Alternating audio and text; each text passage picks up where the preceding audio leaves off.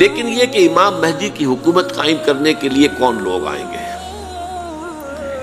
عرب جو ہیں وہ اندر سے کھوکھلے ہو چکے ہیں، عیاشی نے، دولت نے، پیسے نے، دولت، پیسہ، عیاشی، اس کی وجہ سے کھوکھلے ہو چکے ہیں۔ یہاں میں آپ کو دو حدیثیں سنانا چاہتا ہوں۔ سنن ابن ماجہ کی روایت ہے حضرت ابو ہریرہ سے رضی اللہ تعالی عنہ، قال قال رسول اللہ صلی اللہ علیہ وسلم اذا وقعت الملاحم بعث اللہ بعثا من الموالی ہم اکرم العرب فرسا واجودہ سلاحا یوید اللہ بہم الدین، رواہ ابن ماجہ عن ابی ہریرہ رضی اللہ تعالی عنہ۔ جب ملاحم کا دور شروع ہوگا تو اللہ تعالیٰ اٹھائے گا ایک لشکر یا لشکروں پر لشکر موالی میں سے۔ موالی کون ہے؟ عربوں نے جب فتح کیا تھا اس پورے علاقے کو خلافت راشدہ کے دوران، اور پھر وہ لوگ جو ہے، ایک رائے تو یہ تھی کہ انہیں غلام بنایا جائے سارے آبادیوں کو، لیکن یہ کہ حضرت عمر کا اجتہاد تھا، اس کے مطابق جو غلام نہیں بنایا گیا تو وہ موالی کی حیثیت رکھتے ہیں۔ عربوں میں دم نہیں ہے، موالی میں سے لشکر اٹھیں گے کہ جو در حقیقت حضرت مہدی کی حکومت کو قائم کریں گے۔ دوسری حدیث سنیے، عن عبداللہ ابن الحارث رضی اللہ تعالی عنہ، اور یہ ابن ماجہ کی روایت ہے، قال قال رسول اللہ صلی اللہ علیہ وسلم یخرج الناس من المشرق فیوطئون للمہدی یعنی سلطانہ، لشکر نکلیں گے، لوگ آئیں گے مشرق سے، اور وہ حضرت مہدی کی حکومت کو جمائیں گے اور قائم کریں گے۔ اب ذرا نوٹ کیجئے کہ جزیرہ نما عرب کے مشرق میں کون سے ملک ہیں؟ تین: ایران، افغانستان، پاکستان۔ یہ تین سالڈ مسلم ممالک، مسلم آبادی اکثریت۔ ویسے تو یہ کہ آگے ہندوستان میں 20 کروڑ مسلمان ہیں، لیکن وہ 20 کروڑ جو ہے وہ تو 80 کروڑ کے اندر تحلیل ہو جاتے ہیں غیر مسلموں میں، لیکن یہاں جو معاملہ ہے یہ غالب اکثریت کا۔ ان میں سے ایران کا معاملہ جہاں تک ہے، نمبر 1 یہ کہ وہ شیعہ عقائد کے حصار میں بند ہے، اس سے ادھر ادھر ہونا اس کے لیے ممکن نہیں۔ حدیث میں یہ بھی آتا کہ اصفہان سے 70,000 یہودی دجال کا ساتھ دیں گے۔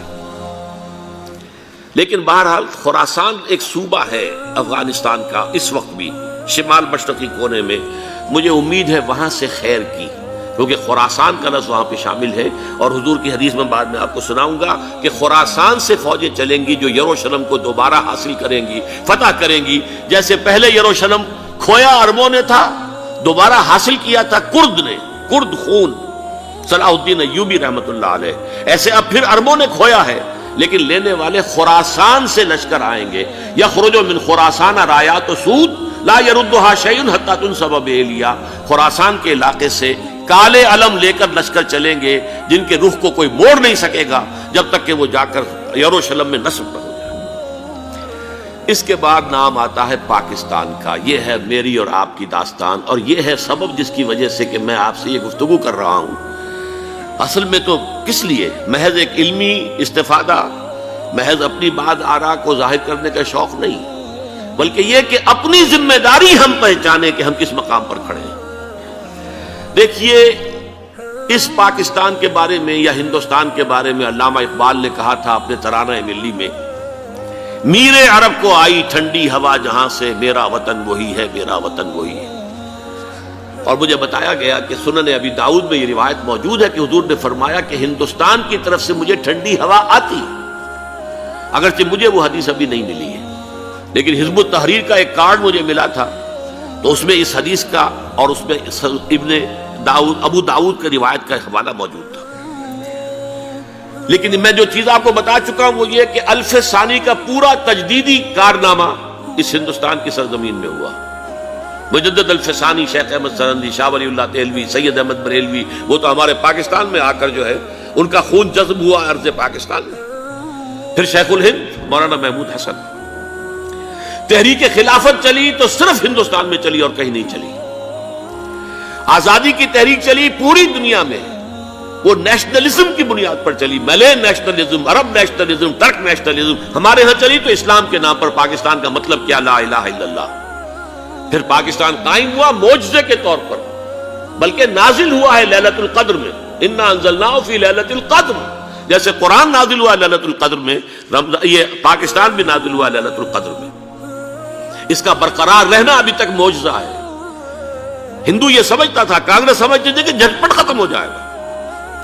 پھر یہ کہ اس کا قرارداد مقاصد کا پاس ہو جانا، مزید بھی اور اضافی دفعات دستور میں آ جانا، اب کمرشل انٹرسٹ کو ربا قرار دے کر حرام قرار دینا، یہ سارے لینڈ مارکس ہیں کہ جو اشارہ کر رہے ہیں کسی چیز کی طرف، معاملہ کدھر جا رہا ہے۔ پھر یہ کہ یہ جو 14ویں صدی کے مجدد تھے شیخ الہند، اس کے بعد سے کچھ ایسی شخصیتیں عظیم پیدا ہوئی ہیں ہند میں، جن کو میں سمجھتا ہوں کہ 14ویں صدی کے مجدد اور 15ویں صدی کے مجدد کے درمیان یہ 15ویں صدی کے مجدد کی راہ کو سیدھا کرنے والے، جیسے کہ حضرت یحییٰ نے کہا تھا میں تو آنے والے کا راستہ سیدھا کر رہا ہوں حضرت عیسیٰ کے لیے، ایسے ہی 15ویں صدی کے لیے امام مہدی کے لیے راستہ صاف کرنے والے سب سے پہلے علامہ اقبال، جنہوں نے اسلام کا تصور دین کی حیثیت سے دوبارہ زندہ کیا ہے، ورنہ اسلام ایک مذہب کی شکل اختیار کر چکا تھا۔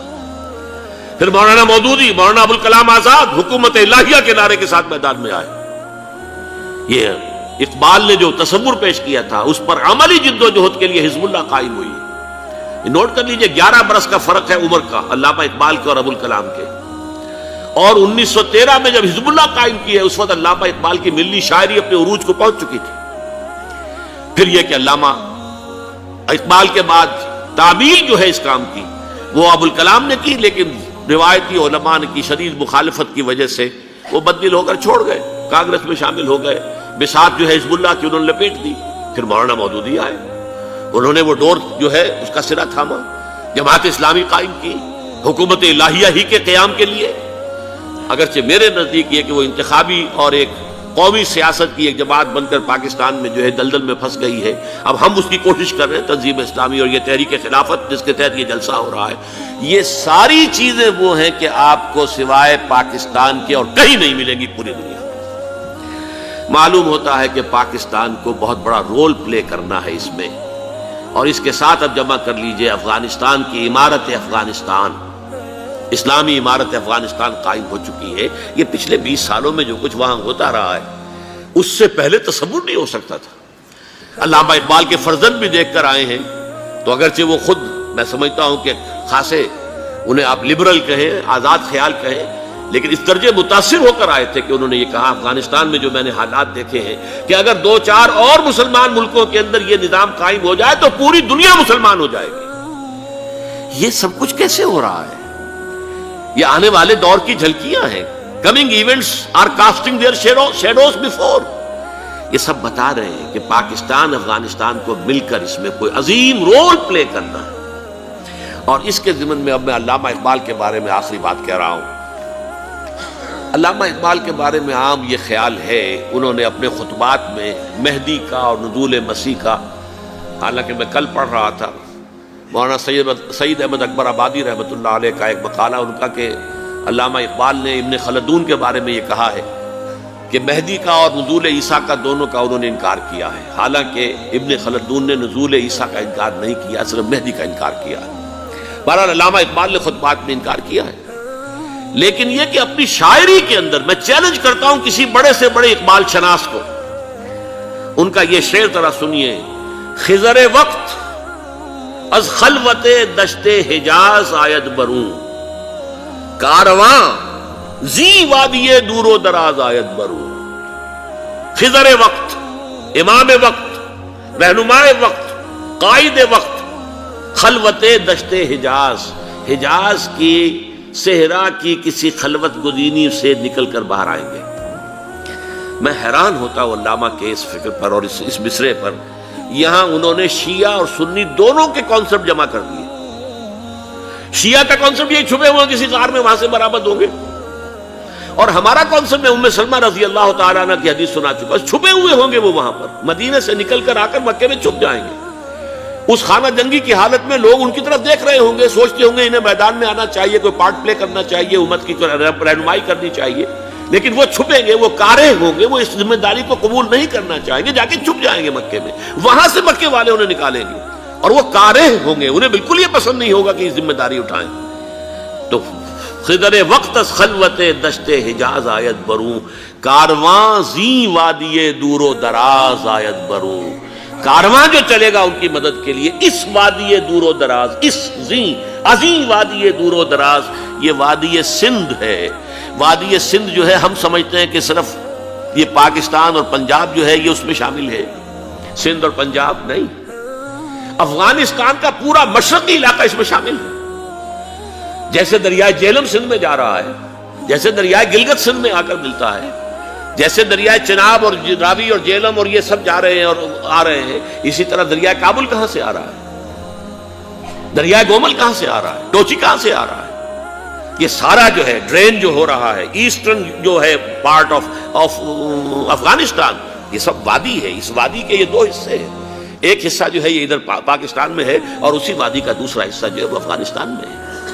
کارواں زی وادی دور و دراز آیت برو، کارواں چلے گا یہاں سے، یخرج ناس من المشرق یؤتون للمہدی، یعنی سلطان ہی مشرق سے فوجیں چلیں گی کہ جو مہدی کی حکومت قائم کریں گی، اور یخرج من خراسان رایات و سود، اور خراسان سے سیاہ پرچم چلیں گے کہ جن کا رخ کوئی موڑ نہیں سکے گا، حتیٰ تنصب بیلیا، یہاں تک کہ وہ جا کر یروشلم کے اندر نصب ہو جائیں گے۔ حضرات، میں ایک میری گفتگو کا حصہ باقی تھا لیکن میں اسے چھوڑ رہا ہوں، اس لیے کہ گلوبلائزیشن جو اس کی ہوگی، جو خلافت علی منہاج النبوہ کی تجدید کامل حضرت مہدی کے ہاتھوں عرب میں ہوگی، اس سے پہلے اس کے لیے محنت، کوشش، جد و جہد پاکستان اور افغانستان میں ہو چکی ہوگی جو اسے سپورٹ کرے گی اور وہاں جا کر حکومت قائم کرے گی۔